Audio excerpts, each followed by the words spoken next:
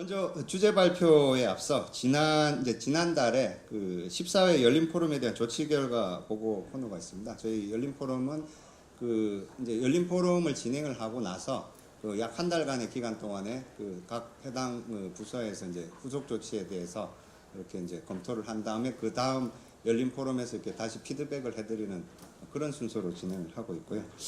지난번 열린 포럼 주제는 HACCP 해썹제도 내실화 방안에 대해서 다루어 보았습니다. 여기 이제 HACCP에 대해서 많이들 이제 아실 텐데요.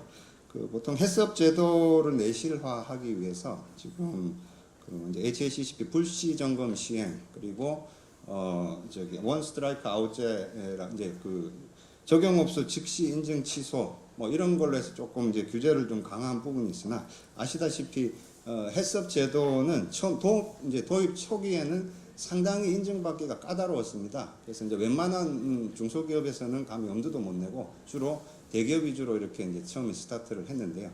그거를 이제 점점 확대시켜 가면서 하다 보니 대기업 한 직원이 뭐 2, 3천 명 되는 공장에서 적용하는 그런 큰 시스템을 뭐 직원들 한 10명 이하 되는 조그만한 그런 기업에서는 또 좀 하기가 부담스럽고 이제 이런 부분들을 감안해서 처음에 이제 HACCP라는 부분은 보통 이제 HACCP 이전에 GMP라고 Good Manufacturing Practice 이제 좀 하드웨어적인 장비나 시설, 건축 같은 그런 기준과 SSOP Sanitation Standard Operating Procedure 일반 위생 관리 기준입니다. 그래서 도입 초기에는 상당히 평가 항목도 많고 아주 까다로웠습니다. 그것을 중간에 이렇게 이제 여러 가지 도입 적용 확대 차원에서 평가 항목도 줄이고 그다음에 또 중소기업을 위해서 소규모 해썹이라는 제도도 만들어서 이제 어떻게 보면 규제를 좀 완화를 시키면서 불시 점검이나 원스트라이크 아웃제처럼 강화시키는 그래서 이제 규제 완화한 부분은 완화하고 강화할 부분은 강화해서 전체적으로 내실화하는 방안으로 지금 진행을 하고 있습니다. 그래서 먼저 거기서 나온 제안을 보시면 지금 업체들이 실질적으로 활용할 수 있는 자체 평가 세부 지침을 강화해달라. 그다음에 교육 훈련 기회를 좀 많이 확대해달라는 얘기 있었습니다. 이제 올해 7월달에 해썹 의무 적용 대상 품목 중 이제 김치에 대해서 위해 미생물 가이드라인을 이렇게 배포한 바가 있고요. 8월달에는 보통 뭐 잘 아시다시피 요즘에 이제 실제 제조 가공 업장에서 실무를 담당하시는 분들은 주로 외국 근로자들이 많이 좀 늘어나고 있는 추세입니다. 그래서 뭐 이런 분들에게 아무리 교육을 시키고 한글로 한다 한들 잘 못 알아들을 수도 있고 해서 외국인 근로자용 교육 자료도 지금 배포한 바가 있고요. 올해 이제 9월 달부터는 한국식품안전관리인증원에서 인증업체 눈높이에 맞는 현장 기술 지도, 그다음에 전문 기술 상담, 워킹 그룹도 별도로 운영 예정에 있습니다. 하여튼 이런 식으로 이제 교육도 확대할 예정이고요.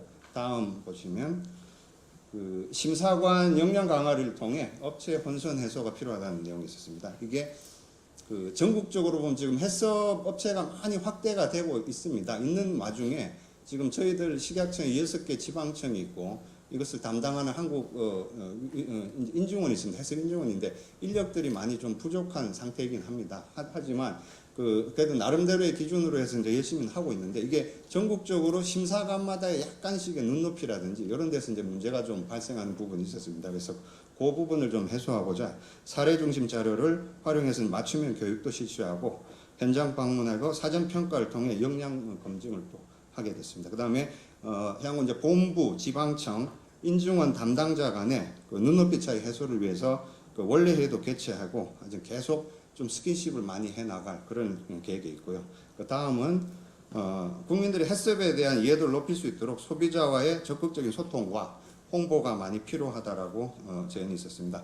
이 홍보 부분은 해썹 도입 초기부터 계속 지속적으로 저희들이 이제 홍보를 많이 해 나가고 있습니다. 지금 오늘 이 자리에 와 계신 분들도 아마 이제 식품 위생 쪽에 관련되신 분이 그렇게 많지는 않을 것 같은데요. HACCP에 대해서는 어떻게 좀 다들 좀 아시나요? 들어보셨습니까? 네, 다들 고개를 끄덕 하셨는데요. 해썹이라는 용어 자체가 상당히 좀 어려울 수도 있습니다. 그래서 도입 초기에는 식품 위해 요소 중점 관리 기준 이름도 깁니다. 이런 식으로 쫙 나가다가 이게 좀 일반 소비자들이 잘 이해가 잘 안 간다. 단어부터 바꿔보자. 해서 이제 안전관리 인증 기준이라고 용어도 이렇게 바꾼 바가 있고요. 그다음에 이제 저희들 그 이제 동영상도 많이 하고 뭐 홍보 사업도 많이 하지만 제가 피부로 느낀 홍보가 잘 됐다고 하는 케이스 중에 하나가 여러분들 이제 그 장보거나 하실 때 유통 매장 대형 뭐 이마트나 홈플러스나 뭐 이제 뭐 그런 매장에 장보러 가실 때 그 업체에서 이제 이렇게 뭐 동영상이나 음악 같은 걸 이렇게 틀어주십니다. 보면 이제 해썹송이라고 알게 모르게 이렇게 뭐 들어보신 노래가 있는데 혹시 HACCP 노래 들어보셨나요? 이렇게 장 보시면서 유통 매장에서 저는 그 생각도 안 했는데 가면 많이 틀어주더라고요. 그래서 뭐 엄마 우유 사기 전 확인해 했어. 아빠 고기 사기 전 확인해 했어. 그럼 이제 했어 해야 되는데 아무도 안 하시네요. 예, 이런 식으로 이제 저희들도 조금 소비자에게 좀 더 친근하게 다가가면서 할 수 있는 홍보 툴을 많이 개발을 하고 있습니다. 그래서 이제 지난 회차 열린 포럼 제안은 이제 이것으로 하고요. 오늘 포럼 주제는 식의약 분야 규제 혁신 추진 방안입니다. 다소 무거운 주제일 수도 있는데요. 올해 저희 식약처는 상반기에 좀 끊임없는 노력을 통해 의미 있는 각종 성과를 좀 도출하고 국민과 함께 더욱 도약하는 한 해가 될 수 있도록 최선을 다하고 있습니다. 그 주요 사례를 보면 아마 다들 아실 겁니다. 후쿠시마 수산물 관련해서 한일 WTO 무역 분쟁에서 이제 승소한 것을 시작으로 해서 EU의 이제 화이트리스트 등재에 세계 7번째로 성공을 했습니다. 그리고 작년부터 쭉 진행해 오던 식약처 브랜드 과제죠. 국민청원 안전검사제는 최근에 OECD 공공 분야 혁신 사례로 선정이 된 바가 있습니다. 그래서 저희들이 이제 상반기에는 많은 이런 성과를 도출하고 있는데요. 이런 내용이 더해가지고 오늘 포럼은 식의약 분야 규제 혁신 관련 그간의 성과를 점검하고 향후 국민들이 체감할 수 있는 규제 혁신 추진 방안에 대해 각계 의견도 수렴하고 그렇게 하려고 이제 자리를 마련하였습니다. 바로 주제 발표를 시작하겠습니다. 주제 발표 순서와 내용은 이제 책자 이제 참고해 주시고요. 질의는 이제 다음 순서인 패널 토에서 진행하도록 하겠습니다. 먼저 정부 규제 개혁 패러다임의 변화에 대해서 한국행정연구원 원소연 연구위원님께서 발표해 주시겠습니다. 원소연 연구위원님은 중소기업 벤처기업부 자체규제심사위원회 위원으로 활동하셨고 ICT 규제 샌드박스 심의위원으로 활동하고 계시며 현재 한국행정연구원 규제혁신연구실에 재직하고 계십니다. 연구위원님께 큰 박수 부탁드립니다.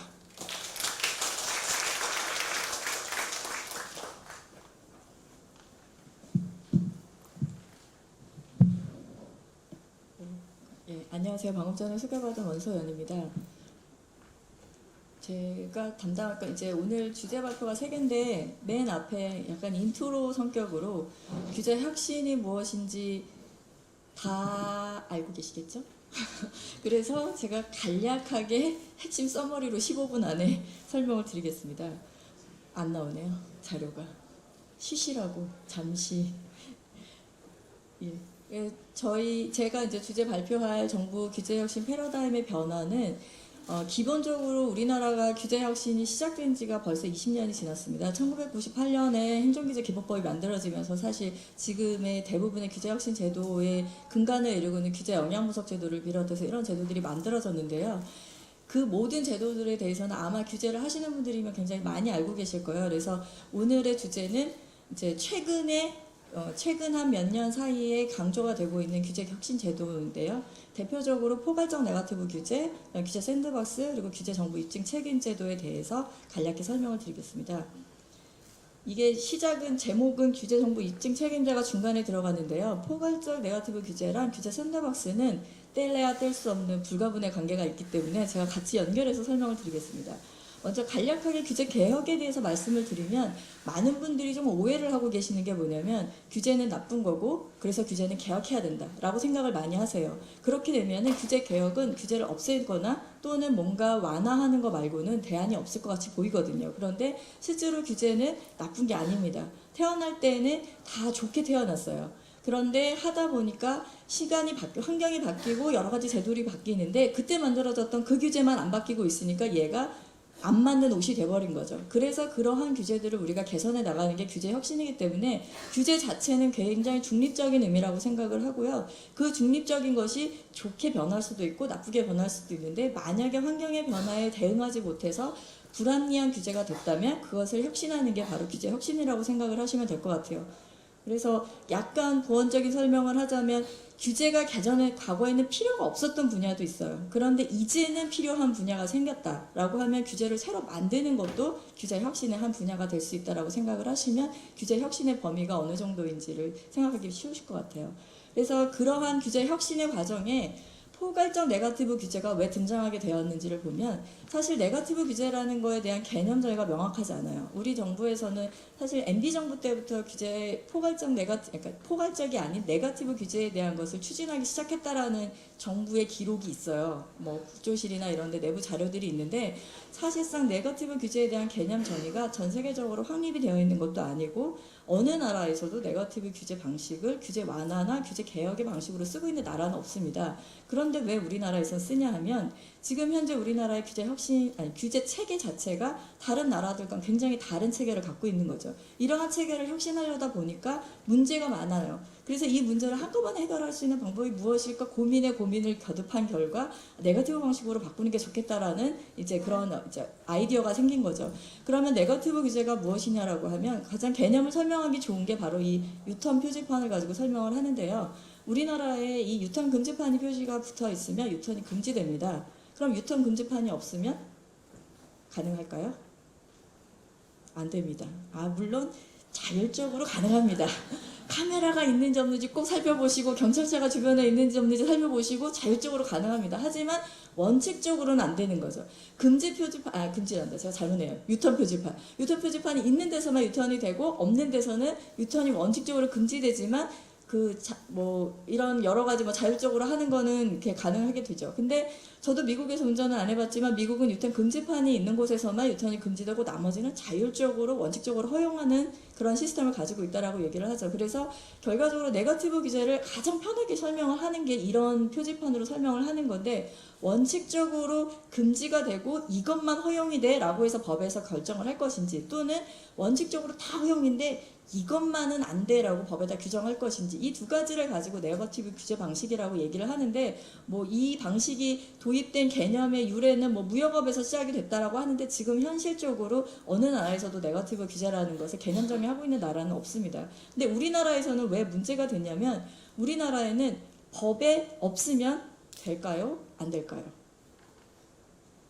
선물 없습니까? 답 맞추신 분한테 머그컵 2개 네, 선물이 있답니다. 조기 퇴근. 네, 우리나라에서는 법에 없으면 일반적으로 안 된다고 생각을 많이 하죠. 만약에 시장에 있는 분이 뭔가 사업을 하려고 그러는데 법 규정을 잘 모르겠어? 그러면 부처에다가 전화를 하거나 아니면 지자체 담당자한테 전화를 해서 이거 가능합니까? 라고 물어보면 우리나라에서 공무원은 정말로 막중한 책임을 어깨에다 지고 있는 분들인데 내가 된다 하는 순간 그 책임 내가 져야 됩니다. 그러면 공무원들은 애매하면 안 되는 거죠. 안 되고 보면 나한테 오는 피해는 없어요. 된다 하면 내가 다 책임져야 돼요. 그러니까 우리나라는 법에 없으면 웬만하면 안 되는 걸로 계속 규정이 되는 거죠. 그러다 보니 가장 큰 문제가 뭐냐면 신산업 분야에서 예전엔 없었는데 새로 생긴 제품 이거는 어떻게 합니까? 안 되겠는데요. 등록해주세요. 이거 안 되겠는데요. 계속 이런 식의 문제가 되는 거죠. 그래서 우리나라에서 찾아낸 방식이 예전에는 만약에 새로운 제품이 나오면 그거와 관련되어 있는 법을 개정을 했어요. 그런데 이렇게 한 건 한 건 대응을 하다 보니까 신산업 분야의 기술 발전이 한 건 한 건 이루어지는 게 아니거든요. ICT 발전이 이루어지면 하나부터 열까지 한꺼번에 사회가 확 변하는데 그 모든 걸 한 건 한 건 그 관련 법을 바꿔서는 해결하기가 어려워서 생각해낸 아이디어가 그러면 원칙적으로 다 허용하는 네거티브 체제를 도입하자라는 게 아이디어였습니다. 그런데 현실에 가보면 어떠냐면 우리나라 지금 국조실에서 규제를 관리하고 있죠. 등록 규제 전체를 관리를 하고 있어요. 근데 우리나라에서 등록되어 있는 규제 유형은 혹시 아세요? 어떤 것들이 규제로 등록되어 있는지? 그거를 보면 제일 많이 차지하고 있는 게 인허가 신고 등록 보고 규정이에요. 아니면 시설 기준 규제, 인력 기준 규제, 교육 훈련 의무 규제. 이런 걸 네거티브로 어떻게 바꾸죠? 시설 하나도 필요 없어. 인력 기준 하나도 필요 없어. 아니면 교육 의무도 아무것도 필요 없어. 알아서 하세요 라고 하면 법을 다 없애야 되는 거죠. 그래서 실제로 우리나라 법 체계에서 네거티브 규제 방식을 도입하기가 실제로 규제 유형이랑 연결을 해봤을 때 쉽지가 않은 거예요. 무슨 법을 어떻게 바꾸면, 그러면 인허가 규제를 어떻게 바꾸면 네거티브를 바꿀까요? 라는 질문을 제일 많이 받아요. 인허가 자체는 개념상 네거티브예요. 왜냐면 받아야 할 것만 규정하잖아요. 모든 사람이 다 인허가를 받는 게 아니잖아요. 식품 관련해서 허가를 받아야 되는 것들만 규정이 되어 있는 거죠. 그래서 실제로 네거티브 규제 체계로 바꾸는 게 쉽지는 않은데, 그래서 일거의 네거티브 규제 체계로 바꾸는 게 쉽지가 않아서 이제 문재인 정부 들어서 새로 개념을 만들어낸 게 뭐냐면 포괄적 네거티브 규제입니다. 어차피 네거티브 규제라는 게 전 세계적으로 통용되는 개념도 아니고 우리나라 법 체계에서 가장 문제가 되고 있는 규제를 해결하기 위한 방식으로 도입이 된 거니까 우리나라 규제 체계의 문제점을 인식하고 신산업 분야에서 이런 규제를 가장 해결하기 좋은 방법, 뭐가 제일 문제가 됐냐 기존의 규제 체계에서 그거를 살펴본 거죠. 그랬더니 이 네 가지가 이제 도입이 된 이 네 가지 입법 방식에서 포괄적 개념정의나 유연한 분류체계 네거티브 리스트 사업평가 관리 방식으로 바꾸는 게 우선적인 과제가 된 거예요. 이유는 실제로 우리나라에서는 법률에다가 개념 정의를 하면서 조건을 붙이는 경우도 많이 나와 있었고, 유연한 분류체계는 제일 대표적인 게 트위지라는 차가 우리나라에 들어왔을 때 자동차 등록이 안 됐어요. 왜냐하면 트위지가 너무나 작은 차인데 우리나라의 자동차 분류체계는 경영, 소형, 중형, 대형 딱 4개밖에 없거든요. 트위지가 경영보다도 너무 작아서 이륜차로 등록하기에는 좀 조건이 안 맞고, 그래서 이렇게 새로운 제품이 등장했을 때 분류체계가 폐쇄적으로 되어 있으면 등록하기가 너무 어려운 거죠. 그래서 이러한 체계를 좀 유연하게 바꾸자라는 식의 네 가지 이제 뭐 네거티브 리스트로 바꾼다든지 아니면 평가도 사전 투입 규제를 하지 말고 사후에 평가 관리하는 방식으로 바꾸자라는 이 네 가지 컨셉이 도입이 된 건데, 이 네 가지 컨셉이 포괄적 네거티브 규제를 얘기하는 전체 유형은 아니에요. 다만 지금 현재 시점에서 가장 신산업 분야에서 문제가 생기고 있는 규제 유형을 살펴보니 이 네 가지가 우선적으로 해결이 돼야 되겠다라고 생각해서 이 가이드라인이 만들어진 거고, 이후에 지속적으로 발굴하는 작업이 필요한데 그런 작업이 아직 이제 정지 상태인 거죠.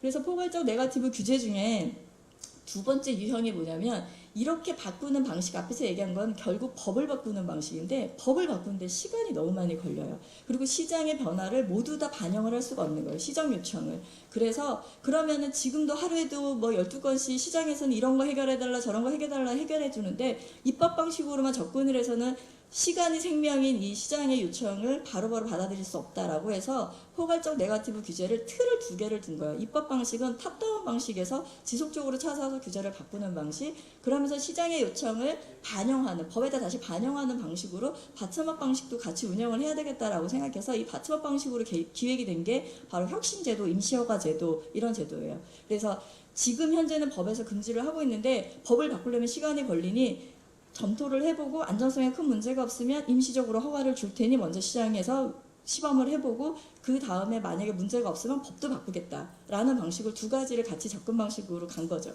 그래서 포괄적 네거티브 규제가 처음에 그러니까 이 설계가 될 때부터 이 2가지 방식이 있었는데, 그 두 번째 혁신제도 도입의 방식을 제도화한 게 바로 규제 샌드박스 제도입니다. 지금 현재 규제 샌드박스 제도는 4개 부처에서 운영이 되고 있는데요. 각각 분야를 조금 나눠서 하고 있죠. 산자부랑 과기부에서는 산업융합 분야랑 그다음에 ICT 분야, 그다음에 금융 분야는 금융위에서 하고 있고요. 그리고 이제 중기부에서는 약간 프리존별로 지역별 규제 혁신을 이제 추진을 하고 있어요. 그래서 이렇게 4개 부처에서 운영하고 있는 규제 샌드박스의 핵심 내용은 시장에서 무슨 신기술이나 신서비스 또는 새로운 비즈니스 모델이 나왔는데 기존 규제에 막혀서 사업이 어려운 경우에 위원회에다 요청을 하게 되면 사전 검토 작업을 굉장히 오래 합니다. 사전 검토 작업을 해서 안정성에 큰 문제가 없고 정말로 이 규제가 과거에 만들어진 법이어서 환경의 변화를 반영하지 못하고 있을 경우에 예외적으로 임시허가 또는 실증특례, 임시허가는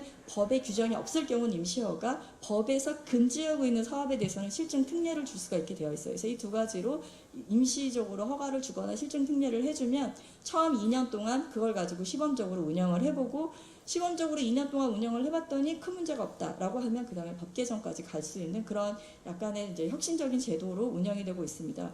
아까 말씀하신 것처럼 뭐 다음에 이제 혁신 샌드박스 사례에 대해서도 나오겠지만 이 샌드박스 사례 같은 경우는 지금 현재 한 100건 정도의 그 신청이 승인이 된 걸로 알고 있어요. 그러니까 4개 부처를 합쳐서요. 그래서 올해 목표치를 거의 뭐 상회하고 있다라고 얘기는 드는데 문제는 이제 이 지금 현재까지는 올해는 과거에 계속 규제 혁신을 요청했던 것들이 묵혀 있었던 규제 사례들이 많거든요. 그런 것들이 일고의 신청이 많이 들어와서 많이 해결이 되고는 있는데 여전히 규제 샌드박스 안에서도 이해관계자 대립이 아주 첨예하게 대립되는 경우는 규제 샌드박스에서도 사실은 좀 해결이 어렵다라는 좀 한계가 있긴 해요. 그리고 이 규제 샌드박스 제도는 우리나라보다는 영국에서 먼저 도입이 돼서 성공적으로 운영이 되고 있어서 그 영국의 제도를 벤치마킹을 했는데 영국은 금융 분야에 대해서만 했던 것을 우리나라는 금융만 문제가 아니라 전 분야가 다 문제다라고 해서 전 분야에 걸쳐서 적용을 하고 있는 그런 제도입니다.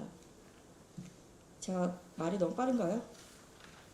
15분 안에 하느라고 제가 달리다 보니 제가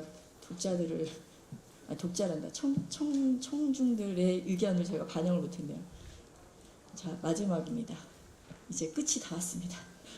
그 마지막으로 규제 입증 책임 제도는 이제 앞에서 얘기했던 포괄적 네거티브 규제나 규제 샌드박스 제도는 이 규제 샌드박스 제도는 포괄적 네거티브 규제 설계 안에 들어가 있었던 제도예요. 그런데 이 제도 같은 경우는 사실 포커스를 맞추고 있는 게 좀 신산업 분야라고 생각을 하시면 돼요. 그러니까 물론 꼭 신산업 분야야지만 되는 거는 아니지만 주로 문제가 되는 게 예전부터 10년째 하고 있었던 그런 사업들은 사실 큰 문제가 없는데 새로운 제품이나 새로운 서비스가 등장했을 때 과거 규제, 지금 현재의 규제하고 안 맞는 것들이 많아서 문제가 생기는 경우가 많거든요. 그래서 약간 신산업에 포커스를 맞춰서 규제 혁신을 하기 위한 제도였다면 이제 규제 입증 책임 제도는 약간 변화가 어떤 측면이냐면 과거에는 규제를 만드는 사람이 규제를 만들죠. 그러고 그 규제가 적용이 되면서 시장에서 자꾸 그 요청이 오는데 실제로 그 요청에 대해서 개선이 필요하다 이런 문제가 현장에서 적용해보는 이런 문제가 있다라는 걸 요청이 와도 규제자가 약간의 권한을 가지고 있다라고 해야 될까요? 그래서 그거는 이러이러해서 꼭 필요하기 때문에 개선이 안 됩니다라고 응답을 해주면 그냥 끝이었다라고 생각을 하는 거죠. 근데 약간 저는 규제 입증 책임제도에 대해서 시장에서 좀 오해를 하고 있다고 생각이 드는 게요. 원래 이 규제 입증 책임제도가 도입이 된 거는 올해 1월에 2019년 1월에 대통령과 그 기업인과의 대화에서 어느 기업에서 이제 요청을 한 거예요. 왜 항상 우리가 규제를 바꾸자라고 얘기를 해야지, 그러니까 바꿔달라고 얘기를 하면 왜 바꿔야 하는지를 우리가 다 찾아가지고 제시를 해야 되느냐. 정부에서 이 규제가 꼭 필요하다면 왜 필요한지를 얘기를 해주면 이거는 못 바꾼다. 일종의 네거티브 방식인 거죠. 이거는 바꿀 수가 없다. 이거는 꼭 유지해야 된다라는 것을 얘기하고 나머지를 바꿔라. 만약에 정부가 존재의 필요성을 얘기하지 못하면 그 규제는 개선이 필요한 거다라고 원칙적으로 결정을 하자. 이런 식의 이제 그 입증을 누가 책임을 가져야 되느냐에 대해서 이제 패러다임을 변화시켜 달라라고 요청이 온 건데 실제로 현재 우리나라 정부에서 입증 책임제도가 사실은 말이 규제 입증 책임제도라는 이름을 안 썼을 뿐이지 다 운영이 되고 있었어요. 규제 영향분석 제도라는 건 새로 규제를 만들 때는 왜 이 규제가 필요한지에 대해서 부처에서 구구절절히 배경 필요성 통계 자료 다 제시를 하고 있거든요. 그리고 그 심사를 여러 차례 거쳐서 받고 있어요. 그래서 뭐 부처에서도 받고 국조실에 가서도 받고 규계위에 가서도 받고 이런 식으로. 그러니까 결국은 왜 이 규제가 꼭 만들어져야 되는지를 부처가 사실은 입증을 하고 있었던 셈이고 규제 일몰제 같은 경우도 그 박근혜 정부 때 규제 일몰제가 굉장히 많이 잡혀 있었거든요. 한 30%까지 그러니까 비율을 높여가지고. 근데 이 규제 일몰제 같은 경우도 5년 또는 3년으로 규제 일몰 그 시한을 정하면 그 시한이 돌아왔을 때 이 규제가 유지가 돼야 되는지 아니면 폐지해야 되는지를 부처가 다시 분석을 해서 제시를 하게 되어 있어요. 그런 것 그리고 지금 현재 아마 부처의 가장 정교한 또는 성실한 답변을 요구하는 게 바로 규제개혁 신문고거든요. 누구나 다 신문고에다 규제개혁을 요청을 하면 실명으로 답변을 하게 되어 있어요. 아마 식약처에서도 많이 하셨을 거고 실명으로 답변을 해야 되고 왜 그게 유지돼야 되는지 다 답변을 하고 있었어요. 그러니까 실제로 사실은 규제 입증 책임제도가 과거에도 지금도 사실은 운영하고 있었던 거죠. 그런데 이렇게 운영이 되고 있음에도 불구하고 기업에서는 아직도 왜 우리가 바꿔달라고 해도 안 바꿔지냐라는 이 체감도가 사실은 입증 책임이 아직도 기업에 있다라고 느꼈다는 게 제가 보기에는 가장 큰 문제라고 생각이 들어요. 그래서 기업에서는 입증을 정부가 책임을 지도록 바꿔달라고 얘기를 했고 이 규제 입증 책임 제도가 도입이 되면서 대대적인 변화라고 한다면 정부 측에서 과거에도 있었지만 이런 시스템은 정부 측에서 정말로 규제가 필요한지 아닌지를 더 열심히 찾아내고 그리고 증명을 해야 될 의무가 생겼다. 그리고 책임감을 느낀다라는 정도의 차이라고 저는 생각이 들어요. 그래서 지금 현재 식약처에서도 기존규제정비위원회와 자체규제심사위원회를 동시에 운영을 하고 있잖아요. 부처별로 별도의 기존규제정비위원회, 그러니까 규제 입증 책임제에 대응하기 위한 기존규제정비위원회를 따로 운영하는 부처도 있고 기존의 자체규제심사위원회를 보강해서 같이 운영을 하는 경우도 있는데 어쨌든 간에 부처에게 규제가 필요한지 아닌지 이게 유지가 필요한지 아닌지를 증명해야 될 책임이 과거에 비해서 강해진 거는 맞아요. 그런 측면에서는 앞으로 아마 규제 개혁을 하려고 하는, 그러니까 부처에서 과거에는 이거는 이래서 안 됩니다라고 되게 간단하게 얘기했던 걸 이제는 훨씬 더 정말 안 되나? 다시 한번 볼 수 있게 만드는 계기가 되었다는 점에서는 의의가 있고요. 다만 이제 마지막으로 저는 규제 입증 책임제도가 만약에 실제로 이런 규제 개혁의 패러다임의 변화를 초래할 수 있을 정도의 의미를 가지려면 현재의 시스템하고는 좀 달라져야 된다고 생각이 드는 게 우리나라에서는 과거의 규제 개혁의 핵심은 뭐였냐면 양적 개혁이었어요. 지금 규제가 몇 개야. 그러면 몇 개로 줄여. 이런 식의 양적 접근이었거든요. 그런데 규제는 한 건과 모든 한 건이 동일한 부담을 가지고 있는 게 아니라 어떤 거는 엄청난 파급 효과를 가지고 있는 규제가 있는가 하면 어떤 거는 파급 효과가 적은 것도 있어요. 그러면 규제 개선의 건수로 판단을 할 게 아니라 질을 봐야 되는데 현재 규제 입증 책임제 제도 같은 경우도 접근은 부처에 있는 모든 행정규칙을 1년 동안 다 검토해가지고 바꿀 거 다 찾아오시오 이런 식이면 되게 형식적으로 검토할 수밖에 없는 거죠. 좀 실질적으로 체감도가 높은 분야에서 규제 입증 책임제도가 운영이 되려면 선별적으로 파급 효과가 큰 규제, 선별적 기존에 이미 일몰 심사제 하고 있고 규제 영향분석 하고 있고 자체규제 심사위원회 운영하고 있는데 거기에 별도로 규제 입증 책임제도에서도 앞에서 했던 것과 동일한 절차를 그냥 한 번 더 걸치는 거면 어차피 우리가 시험 공부할 때 그러잖아요. 5번 본다고 100점 맞는 거 아니거든요. 본 것도 보고 본 것도 보고 본 것도 보고 그래서 틀린 거 계속 틀리고 맞는 것만 계속 맞는 거잖아요. 그러면 제도를 좀 분리를 해서 규제 입증 책임제도를 적용을 해야 될 것들을 좀 선별할 필요가 있어서 저희는 이런 측면에서 이제 규제 입증 책임제도가 올해 처음 도입이 됐기 때문에 올해 1년의 경험을 바탕으로 내년에는 어떤 거에다 입증 책임을 집중해야 되는지에 대한 기준이나 이런 것들이 좀 보완될 필요가 있지 않을까라는 생각이 들었습니다. 예, 그거는 사실 식약처의 의무, 그러니까 식약처가 할 일은 아니고 국무조정실이 해야 될 일이기는 한데요. 하시겠죠. 네. 네, 그래서 저는 이제 이런 앞에서 이제 말씀드렸던 이 3가지 제도가 지금 현재 정부의 규제 혁신 제도의 일부이긴 하지만 현 정부에서 가장 중요하게 생각하는 제도 중에 이 3가지가 들어가 있기 때문에 이 3가지 제도의 의미와 앞으로 어떤 식으로 운영이 되어야 할지 시장에서 그 규제 혁신의 체감도가 높아질지에 대해서 고민하는 그런 계기가 될 수 있길 바라면서 설명을 마치도록 하겠습니다. 감사합니다.